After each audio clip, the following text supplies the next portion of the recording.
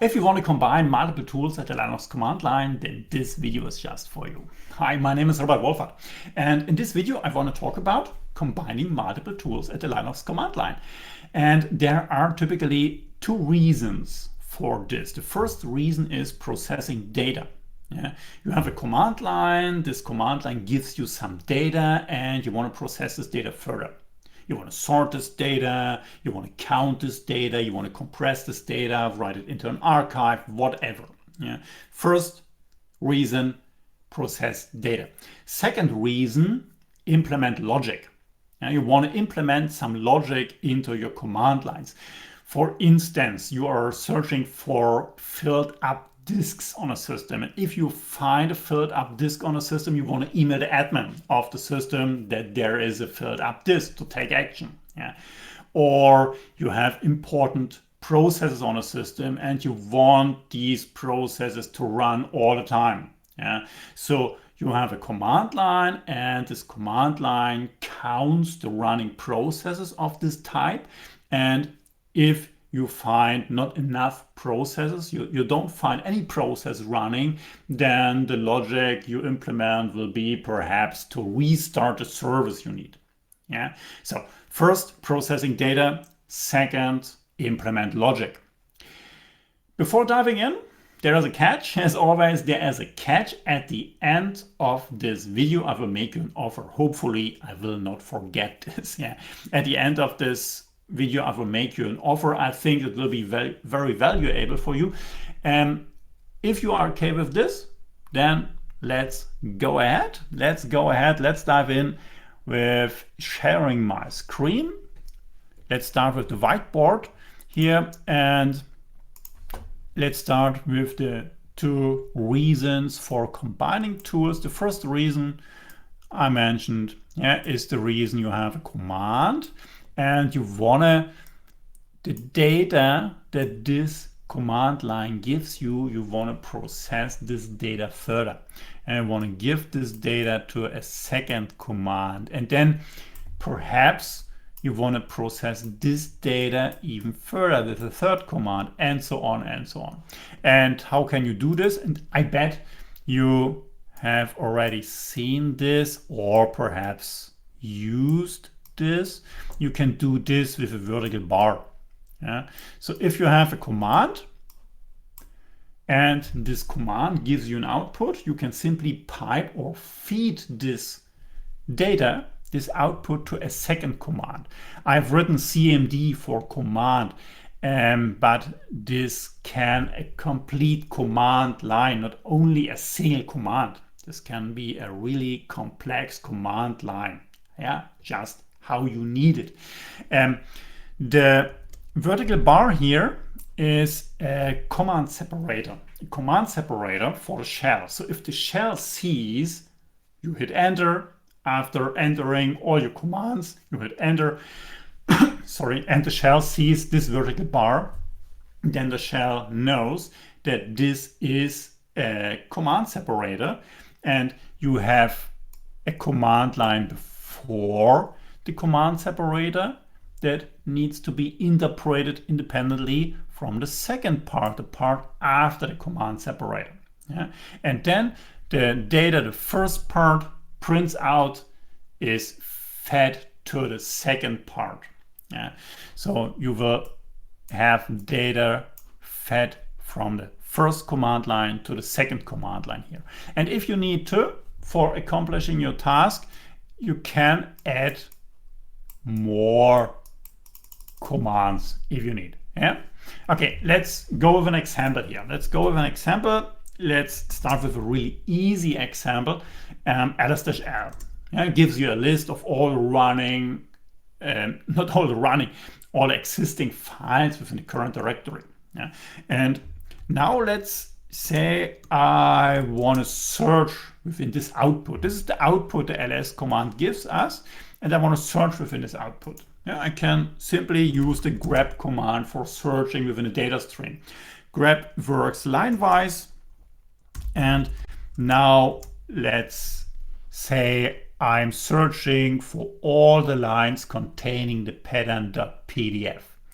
Grep just reads in every single line, and if the line matches the pattern.pdf, if somewhere within the line is this pattern.pdf, then grep prints out the line. If not, then not.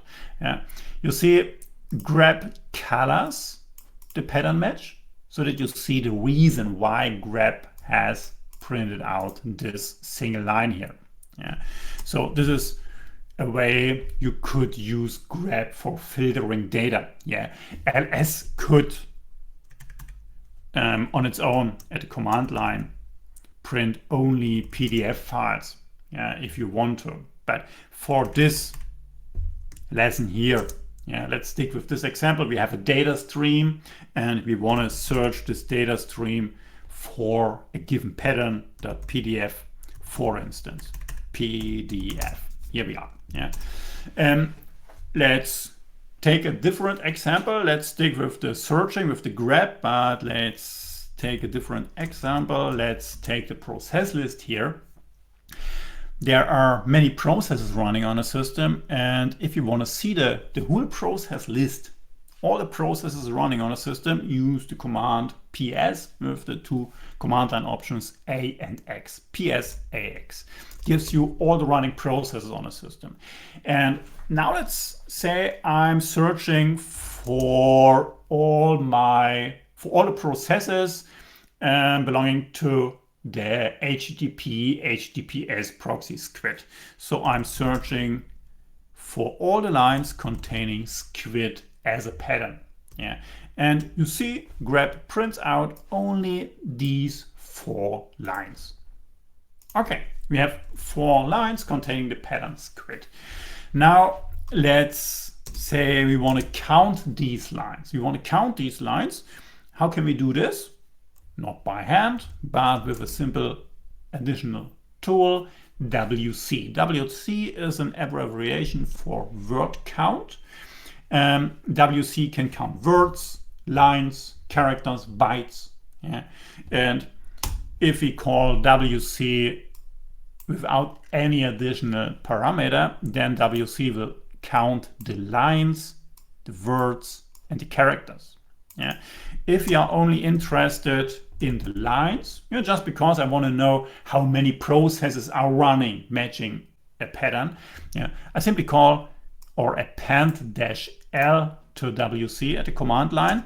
So WC only counts the lines. Yeah, I have 4 processes running, or 4 processes in a process listing matching the pattern squid. Yeah. And now, as a last step, for instance, let's email this number to the admin of the system. The admin of the system wants to know this number. We simply could use the tool mail if the local MTA, the local mail transfer agent on the system, Postfix or Exim, for instance, is configured in the right way. Yeah, then we could simply, or we can simply use mail for sending emails to the internet. Let's say I want to see an email with the subject report for squid. Yeah, and the email address of the admin is admin@foo.io, whatever. Yeah, not the real email address, but you get the point. Yeah, the tool mail, yeah, reads the data it shall send from its input data stream, and the input data stream is the data that comes from the WC-L command, and this counts the data that comes from the grep command, and so on and so on.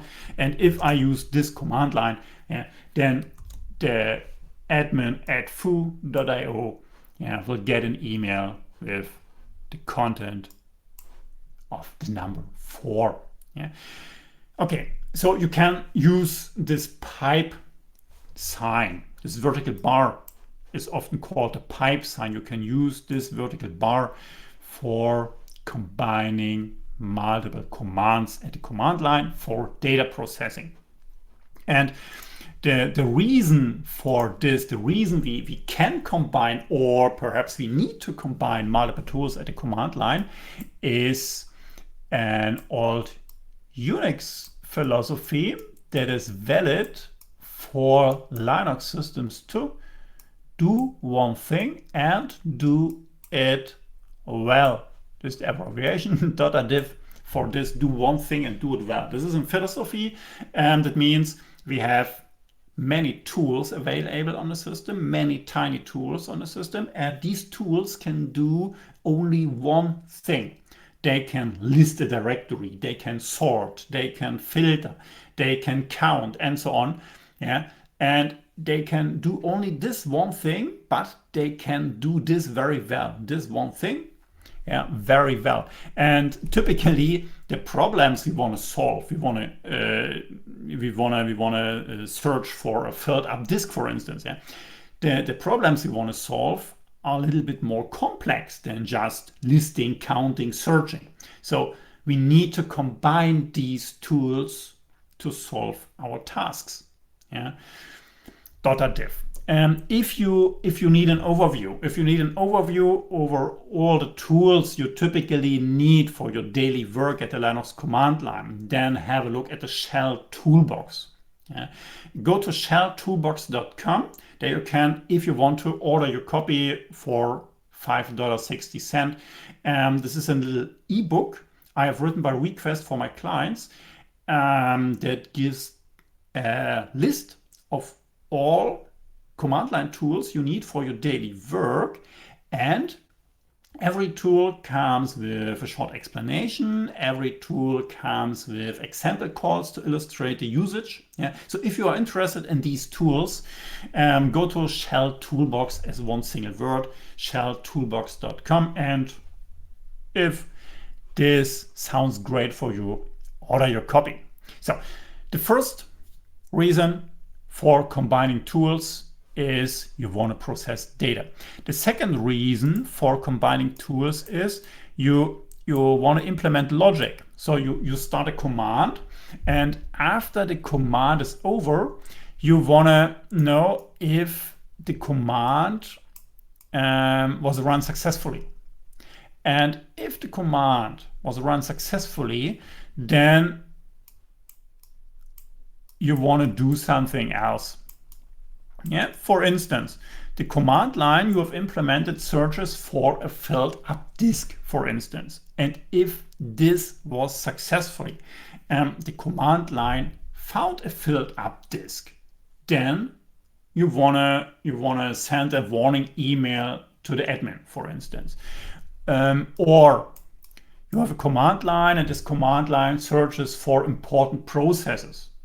Are important processes running or not? And if not, if you don't find these processes, then you want to run a different command.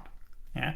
So in this way, you can implement logic, and you can do this with two additional command line separators. And these two command line separators are the pair of ampersands. This is a pair of ampersands and a pair of vertical bars. Yeah. So these are two command separators you can use. The first command separator, these two ampersands, will run a second command if the first one was successful. Yeah. So here we have the two ampersands. We want to run a second command if the first one was successfully. Yeah, then we use the pair of ampersands. If we want to run a second command if the first one was not successfully, then we need this pair of vertical bars. Yeah. Let me illustrate this or show this with an example. Let's say I'm searching for my squid processes, PSAX, grep, squid. Yeah.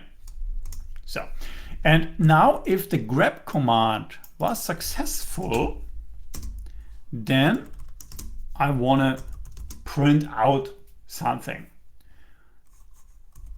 Found squid. Yeah. And now you see, here we have the output of the echo command found squid. Now let's imagine we have, or we are searching for a process called squid123. Yeah, and you see we found something called squid123, and therefore the found squid is executed. Echo found squid is executed. Don't get fooled. You can grep for foo bar for everything you want to search for. You will always find something. Yeah, that's just because the grep command itself is always within the process table. So if we really want to search only for squid processes, we need to filter out, to throw away, to filter away this grep command line here. You can do this, or we could do this with an additional grep command here. Grep-v negates a search. Please print out only the lines not matching the pattern grep. Yeah, let's try this first at the command line. You see, we see only 3 lines now, only the real processes containing squid. And now we want to print out echo squid is running. Yeah, and we see the output squid is running. Great. If we are searching for a different process, squid123, and we want to print out squid123 is running, then you see nothing. Yeah, just because this first part of our complex command line here prints out nothing, and it wasn't successful, and therefore the second part isn't started. Yeah, so let's do the logic the other way around. Let's print out squid123 is not running if we do not find any squid123 processes, and you see we have the output squid123 is not running. Yeah. And now if we need this, we could simply pipe this to the mail command to send an email to the admin user of the system, yeah, with a report that squid123 is not running. Yeah. So you have these 2 options, to ampersands or a pair of vertical bars to run a second command only if the first command was successful, or the command before the pair of ampersands was successful, and the other way around, run the second command only if the first one wasn't successfully. Yeah, so this is the way you can implement logic really easily if you want to. Yeah, and if you need to, you can append multiple comments. You can write a command, then 2 vertical bars or 2 ampersands, then the next command and 2 vertical bars and the next one, and so on. Yeah, and the shell interprets first the first command line, then looks at the success, and there is a success flag. There's a success flag, and this success flag is a special variable, and this variable is called question mark. Yeah, so there is the first command will be run by the shell, and then the shell has a look at the variable question mark, and if the question mark variable shows the success, then the next command will be run or not. Depends on if you have implemented this with 2 ampersands or with 2 pipe signs. And then the second command line perhaps will be executed, the second part, and then again the shell tests the question mark variable and then takes the third command, and so on. You can have a look, if you want to, you can have a look at this question mark variable if you want to on yourself. Yeah, let's take this command line, psax grab squid123 grab -v grab, and now let's print out a question mark variable simply by calling echo $question mark. This variable always contains the success flag for the last process that was run. Yeah. So if I call echo $question mark again, then this 0 here is the flag for the success of this echo command. Yeah. This 1 here is the flag for the success of this grab command here. Yeah. Okay. So with echo $question mark, you can do a little bit of debugging with this. Yeah. And this is the return code that can be read out. Yeah. Every command you start at the command line sets a return code at termination, and this return code is stored into this variable question mark. And if you call two commands connected with 2 ampersands together, then the second command line will only be executed if the question mark variable, the return code, shows success, and the two pipe signs mean that the second command will only be executed if the return code shows the non-success of the previous command here. Yeah, success on a Linux command line is a 0 within the question mark variable, and 1 or anything other than 0 means non-success. Yeah. Okay. These are the 2 reasons why you want to connect multiple tools together and how you can do this. Yeah, processing data with the pipe sign, implement logic with the pair of ampersands and with the pair of vertical bars. Yeah. I hope you enjoyed this lesson. If you want to know more about such tools like these that we talked about today, have a look at the Shell Toolbox. And if you want to really master the Linux command line, without doing or spending a ton of time searching the internet and watching hundreds of tutorials, then go to writeawesomeshellscripts.com. Write Awesome Shell Scripts is a course, an online course system I have created that gives you the minimum effective dose for really deeply understanding and mastering the Linux command line, and then automate everything you want to automate. Yeah, so if you are interested in this, go to writeawesomeshellscripts.com. Somewhere around this video, I will hopefully place a link pointing to an offer for Write Awesome Shell Scripts. I hope you enjoyed this lesson.